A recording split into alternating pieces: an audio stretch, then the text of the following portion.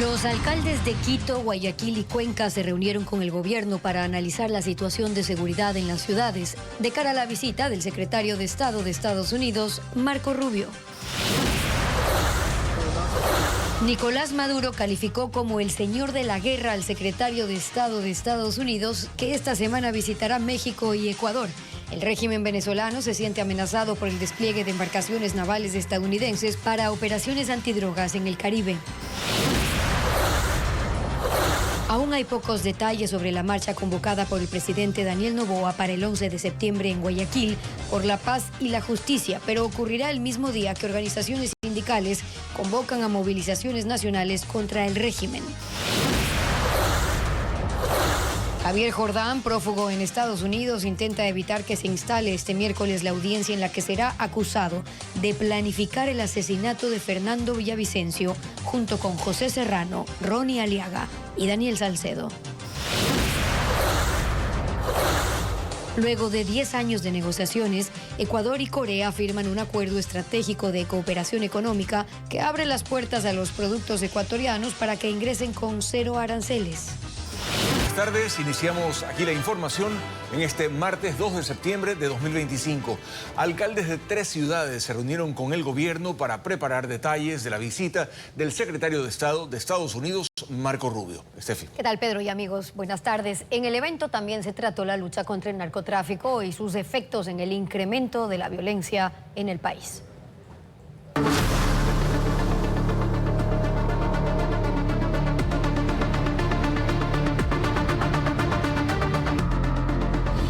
Latinoamérica, la gira de Marco Rubio.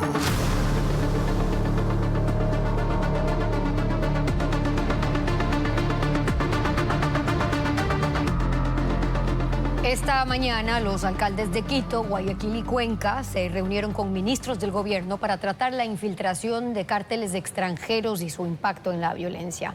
El encuentro se dio días antes de la llegada del secretario de Estado de Estados Unidos, Marco Rubio.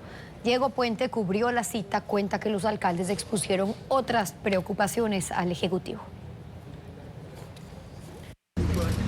Los alcaldes de la capital, Pavel Muñoz, de Guayaquil, Aquiles Álvarez y de Cuenca, Cristian Zamora, respondieron a la invitación del gobierno para reunirse previo a la visita del secretario de Estado de Estados Unidos, Marco Rubio, al país. Llegaron cerca de las 9 de la mañana de este martes.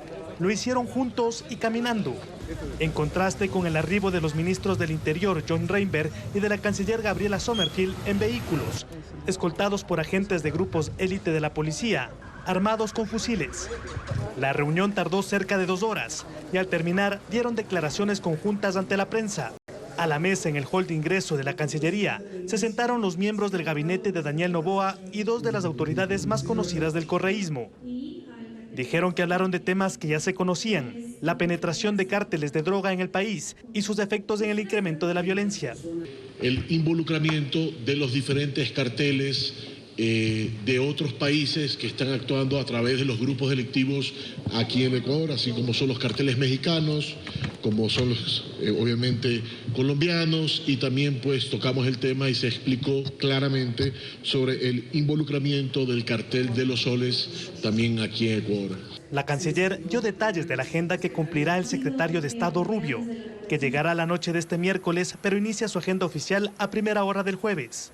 A las 8:30 estará arribando el secretario de Estado al Palacio de Carondelet. Primero habrá una reunión privada, pequeña, con el presidente de la República. Pequeña me refiero al número de integrantes en esta reunión en el despacho del señor presidente. Posteriormente tendremos una reunión más ampliada de trabajo entre los equipos del señor presidente Noboa y del secretario de Estado Rubio, en que estará acompañado también por miembros de la embajada. Los alcaldes dijeron que están unidos para combatir el narcotráfico y que respaldan las iniciativas de seguridad.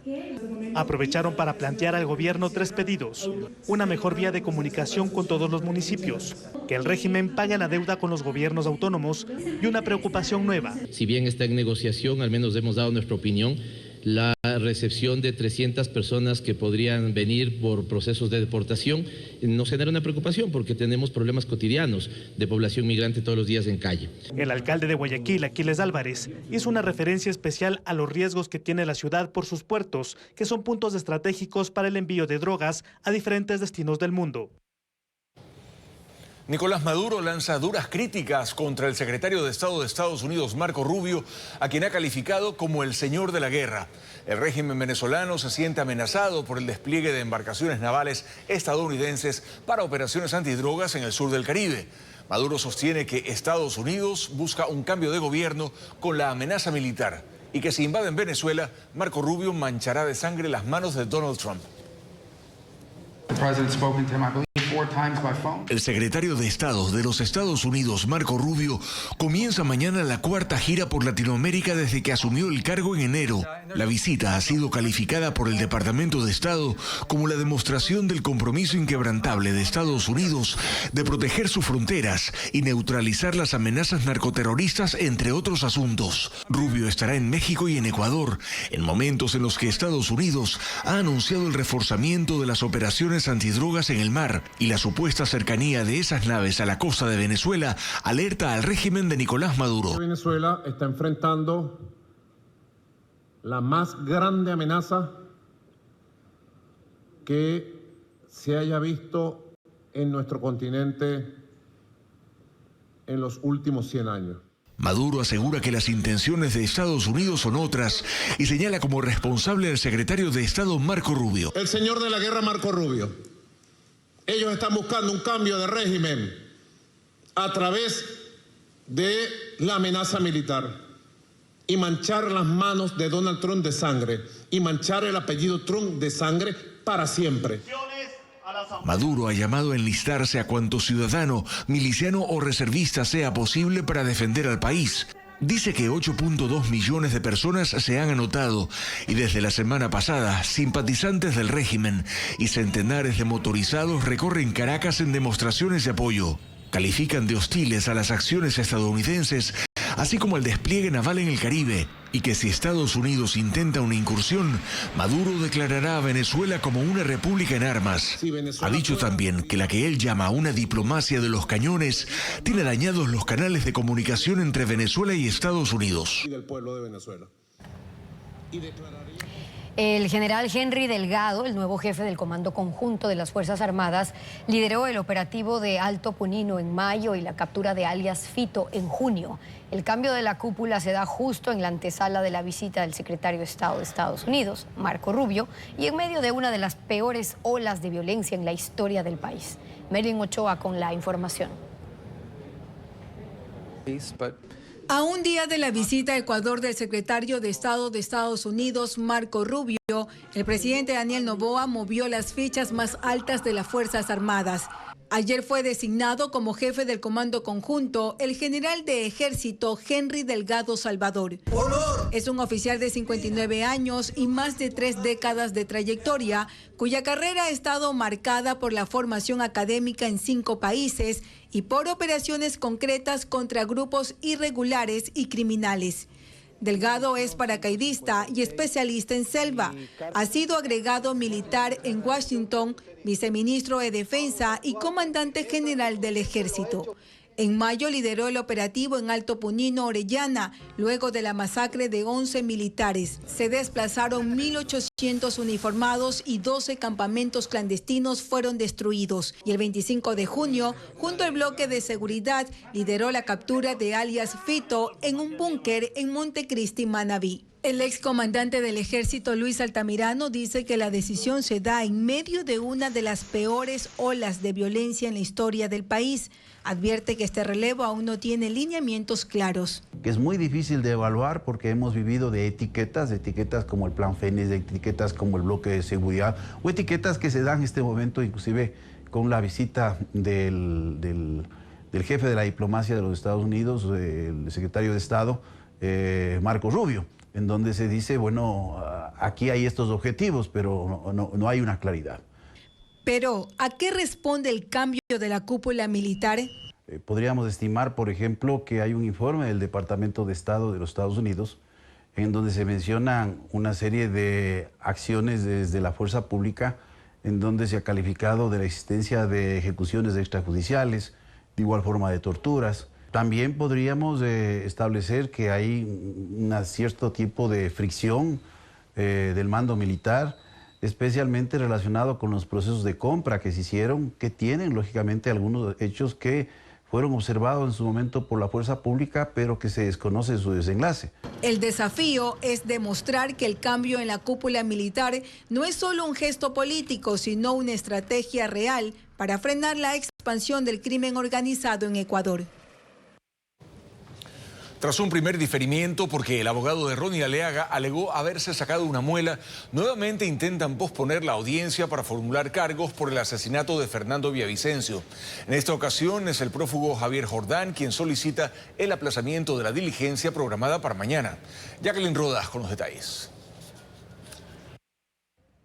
Este miércoles está convocada la audiencia para formular cargos por la autoría intelectual del asesinato de Fernando Villavicencio. La Fiscalía va a procesar a los prófugos Javier Jordán y Ronnie Aliaga, al exministro José Serrano, detenido en Estados Unidos, y a Daniel Salcedo. Es el segundo intento. La diligencia se fijó inicialmente para el 26 de agosto, pero no asistió el abogado de Aliaga, porque se sacó una muela. La jueza lo multó por dilatar el caso. Ese día, ella acordó con los abogados la nueva fecha, miércoles 3 de septiembre. Pese a eso, la defensa de Jordán ahora pide que la audiencia se posponga. Javier Jordán ingresó este escrito en el que se disculpa y solicita el diferimiento porque su abogado tiene otra audiencia este miércoles, hecho que no advirtió cuando la jueza preguntó sobre su disponibilidad de tiempo. Ante esta pretensión, la defensa de las hijas de Fernando Villavicencio pide a la jueza que rechace la solicitud de Jordán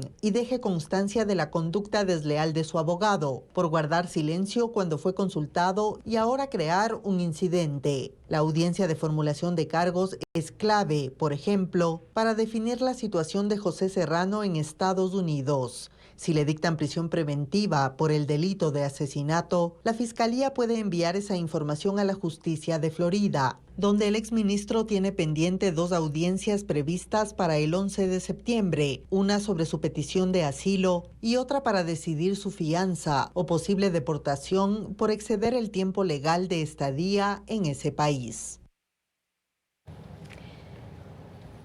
El presidente Daniel Noboa convocó anoche a una nueva marcha, pero esta vez será en Guayaquil. El mandatario lo anunció en sus redes sociales y las de la Presidencia de la República. Dijo que el propósito es defender la paz y la justicia. Diego Cuenca informa que esa manifestación oficialista será el mismo día de otras protestas de organizaciones que rechazan las políticas del gobierno.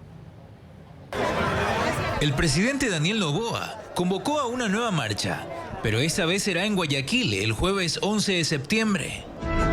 El anuncio lo hizo en su cuenta de la red social Instagram, con un video de 13 segundos, en el que sostiene que la manifestación será para defender a las familias. La Presidencia de la República también publicó un comunicado en el que detalló que el objetivo de esta jornada es expresar de manera firme y pacífica el compromiso del Ecuador con la defensa de la paz y la justicia. Esa segunda movilización oficialista ocurrirá al mes del anterior, realizada el 12 de agosto y que fue encabezada por el presidente Noboa, sus ministros y asambleístas del movimiento oficialista ADN.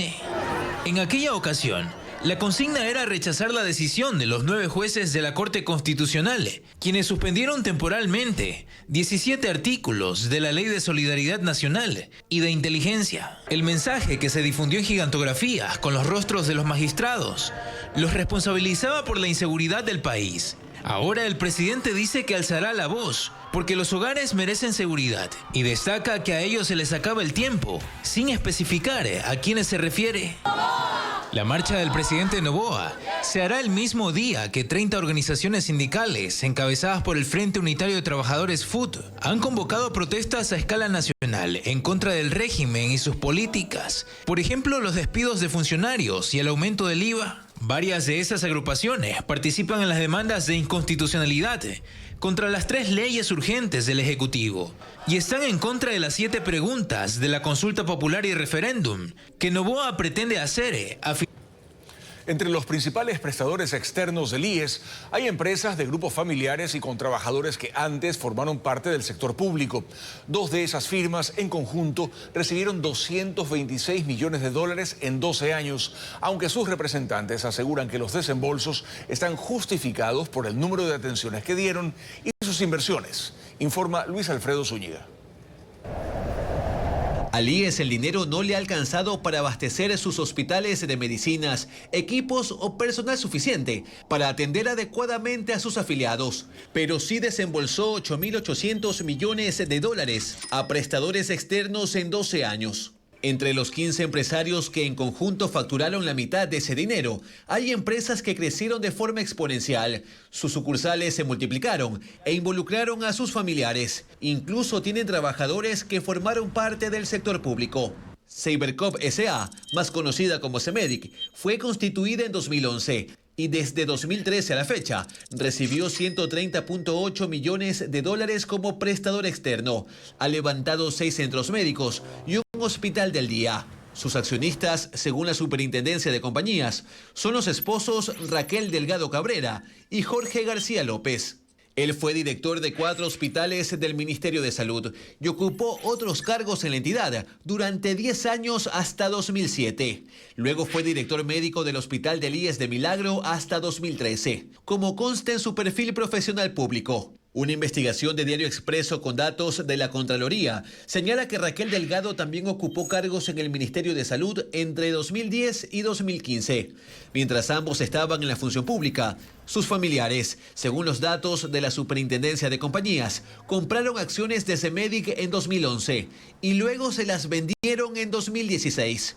Jorge García López las compró a su hermana Norma García y un familiar de Raquel Delgado Cabrera. A la par, ella compró acciones a Javier Cascante Triviño, actual presidente ejecutivo de la Clínica Panamericana, otra prestadora externa que recibió del IES 123.8 millones de dólares desde 2013.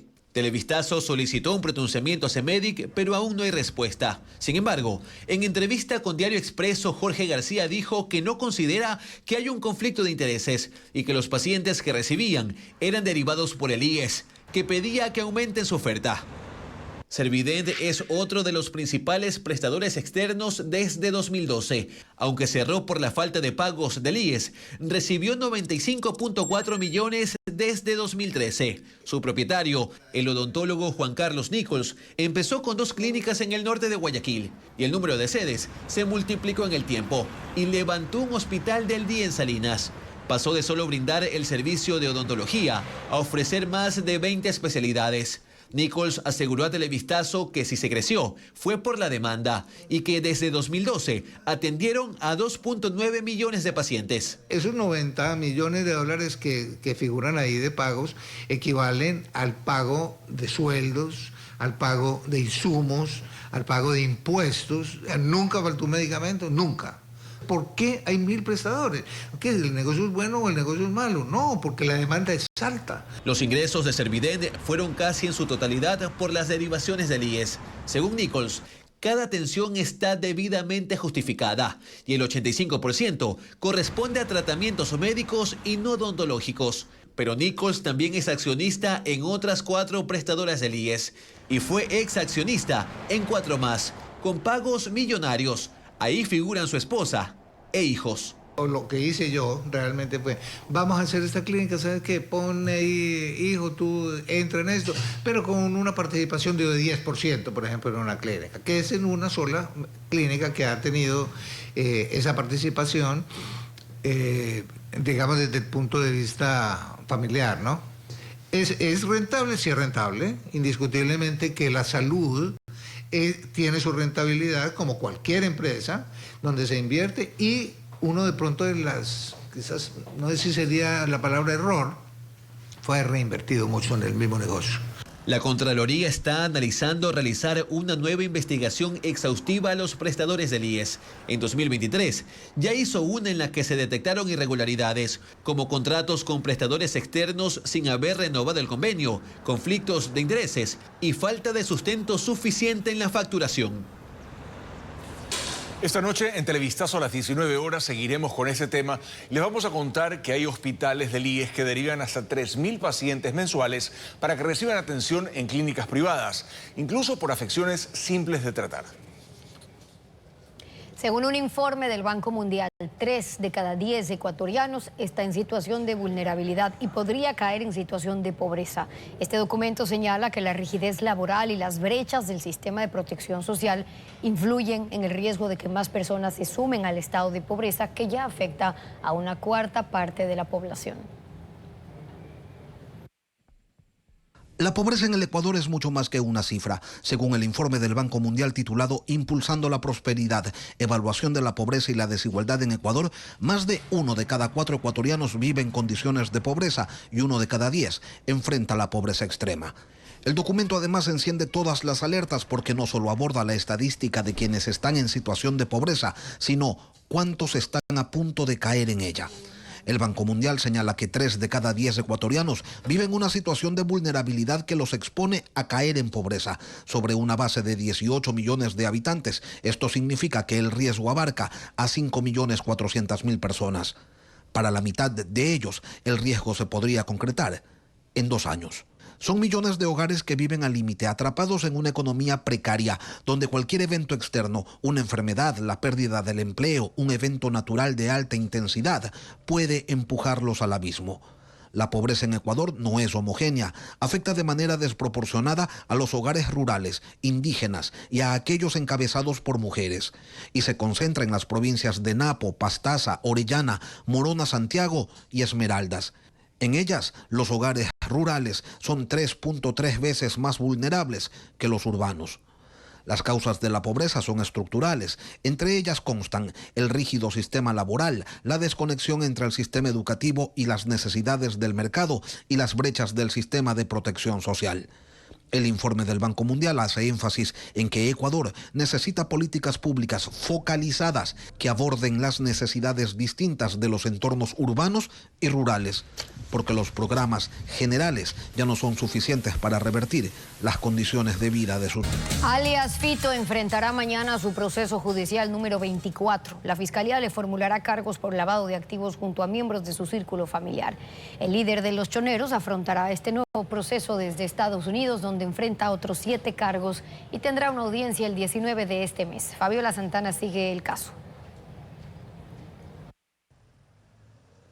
Alias Fito será procesado por lavado de activos este miércoles. La audiencia de vinculación contra el cabecilla de los choneros extraditado a Estados Unidos estaba prevista para el viernes anterior, pero se suspendió porque otros 4 investigados no nombraron abogados. La jueza designó para ellos una defensora pública y advirtió que también representará a cualquier otro imputado que esté sin abogado para evitar nuevos diferimientos. Son 15 personas a procesar. La Fiscalía acusa a José Adolfo Macías Villamar de liderar una estructura familiar delictiva dedicada al lavado de activos. Él generaba los activos ilícitos mediante el narcotráfico, sicariato, secuestro y robo, y su familia, dividida en 3 grupos, cada uno con funciones específicas, los administraba e introducía en el mercado principalmente con la compra de bienes muebles e inmuebles en efectivo. La Fiscalía determinó también relaciones económicas y financieras entre la organización de Fito y funcionarios públicos, miembros de la Policía Nacional, personal del SNAI y bomberos.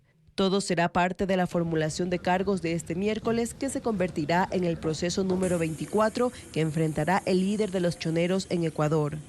Entre 2010 y 2024 tenía 23. De estos, 8 procesos correspondían a asesinatos, 5 a tenencia de armas, 3 a delincuencia organizada y 1 a asociación ilícita.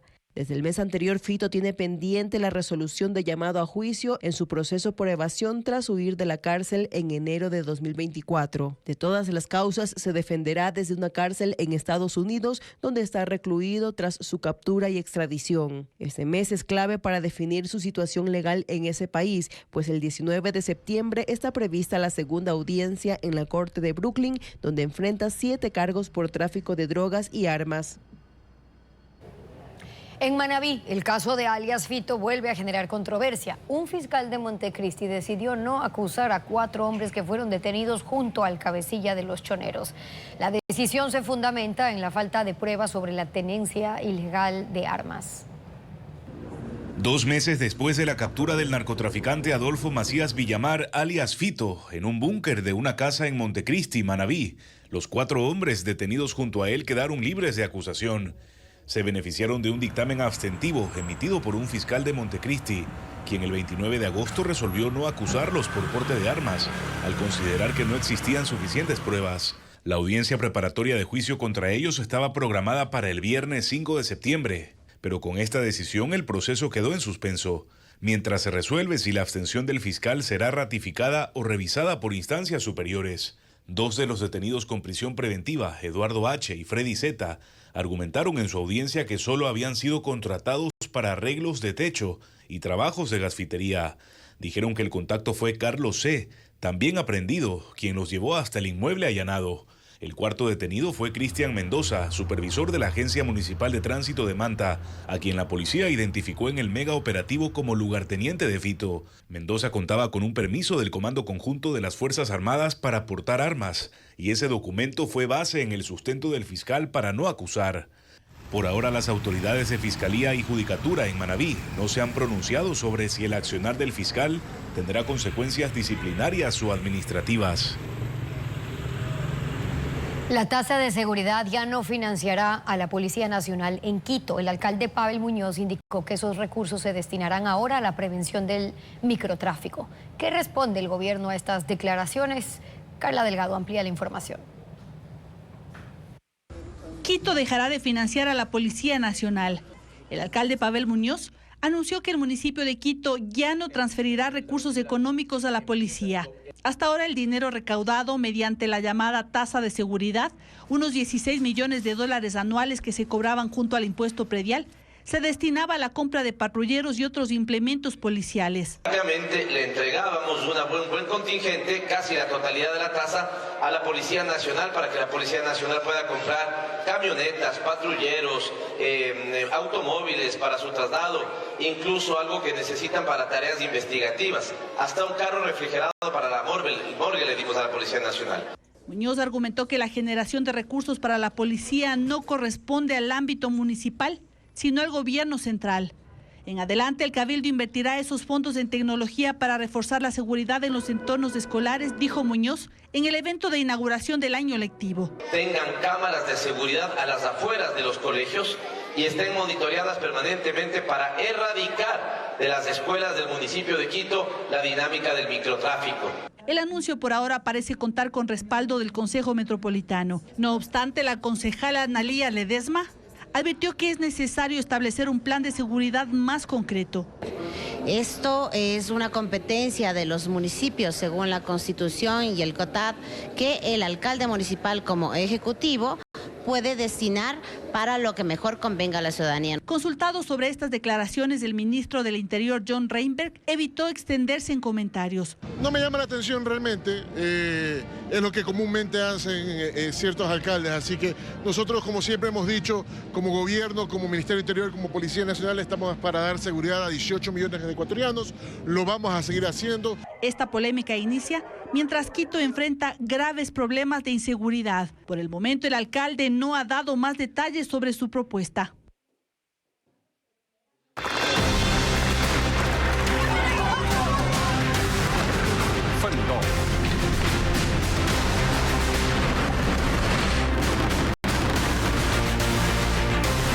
Mundo. En Brasilia inició la fase de alegatos finales para la sentencia en el juicio contra Jair Bolsonaro, quien está acusado de haber conspirado para impedir el triunfo del mandatario Luis Ignacio Lula da Silva en las elecciones de 2022. El dirigente de 70 años sostiene su inocencia y afirma ser un perseguido político. A las 9 de la mañana comenzó la fase final de uno de los juicios más importantes de la historia de Brasil, el Estado contra Jair Bolsonaro. El expresidente de 70 años, quien gobernó el país entre 2019 y 2022, está acusado de haber encabezado un plan junto a otros 7 exfuncionarios para aferrarse al poder e intentar anular las elecciones presidenciales pasadas, que ganó Lula da Silva. La de hoy es la primera de 5 sesiones que se extenderán hasta el 12 de septiembre. Bolsonaro sigue el juicio desde su domicilio. Según las reglas del Supremo Tribunal Federal, no está obligado a estar presente en esta fase. La Fiscalía le imputa cargos por tentativa de abolición violenta del Estado Democrático de Derecho, intento de golpe de Estado, organización criminal armada, deterioro de patrimonio protegido y daño calificado contra el patrimonio público. Los dos últimos están relacionados con la irrupción violenta de sus simpatizantes en los edificios gubernamentales en enero de 2023. La causa denuncia además que los acusados contemplaron envenenar al presidente Lula, pero la defensa afirma que el caso se basa en mentiras y pruebas débiles para sabotear el regreso político de Bolsonaro. Los delitos que se le imputan conllevan penas que suman un máximo de 43 años de prisión. Bolsonaro, quien cumple con un arresto domiciliario y usa grillete electrónico, por saltarse las medidas cautelares, niega todas las acusaciones y asegura que es un perseguido político. El número de muertos por el terremoto en Afganistán supera los 1.400 y hay más de 3.000 heridos. Los datos fueron confirmados por un portavoz del gobierno talibán que ya ha solicitado ayuda internacional. La búsqueda de sobrevivientes y la atención a los heridos continúa tras la catástrofe provocada por el terremoto de magnitud 6, que el domingo sacudió el este de Afganistán. La mayoría de las víctimas se registraron en aldeas de la provincia de Kunar. Ahí más de 5.000 casas, hechas con una mezcla de arcilla y arena, quedaron destruidas. Se confirma la muerte de 1.411 personas. Hay además 3.124 heridos. La magnitud del desastre ha llevado al gobierno talibán a solicitar ayuda internacional. Indrik Rawate, representante de la ONU y coordinador para Afganistán, informó que se están movilizando 20 equipos de evaluación y que el Servicio Aéreo Humanitario de Naciones Unidas ha comenzado operaciones desde Kabul hacia Jalalabad, cerca del epicentro, pero advirtió que el mayor desafío es acceder a las zonas afectadas y que gran parte de la ayuda es llevada a pie debido al terreno accidentado y el pésimo estado de las carreteras. Reino Unido ha prometido entregar 1,3 millones de dólares en fondos de emergencia que serán distribuidos entre agencias humanitarias. No irán directamente al gobierno talibán, ya que Londres no lo reconoce como legítimo. Esta es la última gran crisis que golpea a Afganistán, un país que aún no se recupera de los recortes en la financiación internacional, una sequía que afecta al 70% de la población y el retorno forzoso de más de 1,7 millones de afganos deportados de... Finalmente, luego de 10 años de negociaciones, Ecuador y Corea del Sur firmaron hoy en Seúl el acuerdo estratégico de cooperación económica que elimina unos aranceles, reduce otros para gran parte de los productos de ambos países. María Gabriela Carpio con los pormenores de este TLC.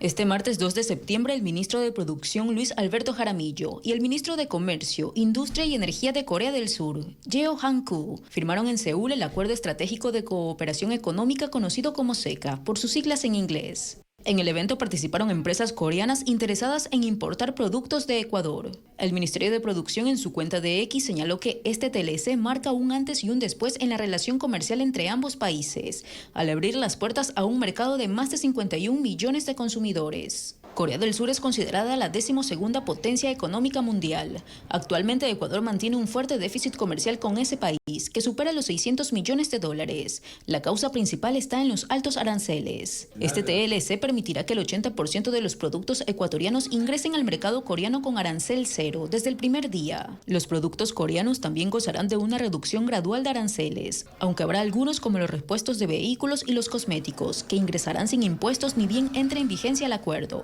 En el caso de los vehículos será de forma progresiva dependiendo del modelo. El acuerdo establece que los automóviles y SUV pagan un arancel de hasta 40%, que disminuirá paulatinamente hasta llegar al 0% en un plazo de hasta 15 años, lo que equivale a una disminución de 2,7% por año. Por ejemplo, el Kia Picanto cuesta hoy $17.399 porque paga un arancel del 40%, que es de $3.472. En el primer año ya Con un arancel de 37,3%, el precio del carro bajará a $17,117, lo que significa un ahorro de $282, y así seguirá disminuyendo hasta que en 10 años se venda sin ese recargo, según la Asociación de Empresas Automotrices del Ecuador. De acuerdo al gobierno ecuatoriano, este acuerdo, que se da luego de 10 años de negociaciones, permitirá un crecimiento del 27% en las exportaciones no petroleras hacia Corea del Sur. Para que entre en vigencia, este TLC debe superar la aprobación de la Corte Constitucional y de la Asamblea Nacional. Asimismo, tendrá que cumplir con los trámites de aprobación interna en Corea del Sur. El turismo irregular, el cambio climático, el choque contra embarcaciones y redes de pesca desafían la temporada reproductiva de las ballenas jorobadas que llegan a Ecuador. Según expertos, esto podría ser la causa de algunos de los 7 varamientos que este año han ocurrido en el país, como lo reporta Vanessa Robles. El cuerpo de este cetáceo con cabos enredados en su cola permaneció al menos 5 días en la playa Jambelí, en la provincia de El Oro, a finales de agosto. Este otro ejemplar se varó en el balneario Santa Marianita, en Manta, en el mismo mes. Mientras en el cantón Playas, otras 2 ballenas jorobadas también se vararon en el mes de julio. Según el Ministerio de Ambiente, ya son 7 ejemplares hallados en la franja costera de Ecuador en similares condiciones. Para el biólogo investigador de la ESPOL, Paolo Piedrahita, si para las ballenas jorobadas que llegan entre junio y octubre, viajar más de 8.000 kilómetros desde la Antártida a Ecuador implica una carga de estrés natural, al estar aquí se están enfrentando a otros desafíos desgastantes. El estrés por embarcaciones que se acercan para el avistamiento, redes de pesca, cambio climático también, contaminación, el tema del ruido. Es un gran impacto para ellas al momento del gasto de energía. Según Piedrahita, las consecuencias podrían reflejarse en la separación entre madres y sus crías, dejando a los ballenatos sin posibilidad de alimento, o que los cetáceos busquen escapar alejándose de las áreas idóneas para su reproducción. Michelle Vélez es consultora de la Fundación Amiguitos del Océano y dirige el proyecto Sinfonías de Ballena en Allangue, provincia de Santa Elena. Han identificado que la comunicación entre ejemplares es otro aspecto que puede verse interrumpido por el ruido de los motores en alta mar. Por ello, desarrollan un plan de capacitación para capitanes, marineros y guías de los operadores turísticos para promover visitas responsables. No pueden acercarse más de 100 metros si es que es un grupo de adultos. No pueden acercarse más de 200 metros si es que es una madre con cría. Estos ejercicios los hemos hecho tanto en agua como en tierra. Según el Ministerio de Ambiente, entre 2018 y 2024, se reportaron más de 30 varamientos. Japón promueve un estudio sobre la regeneración dental mediante el uso de un fármaco. Además, en Estados Unidos, biólogos emplean drones para ahuyentar lobos en áreas ganaderas. Sofía Molina con las actualizaciones tecnológicas. Japón realiza el ensayo clínico de un fármaco con el que espera en 5 años poder regenerar piezas dentales. La medicina se suministra por vía intravenosa a un grupo de prueba conformado por hombres de entre 30 y 64 años que han perdido 1 o más dientes. Los científicos esperan contar con una alternativa para quienes no tienen piezas dentales de manera congénita o que las han perdido por otros factores. TikTok ofrecerá un servicio de mensajería similar al de WhatsApp.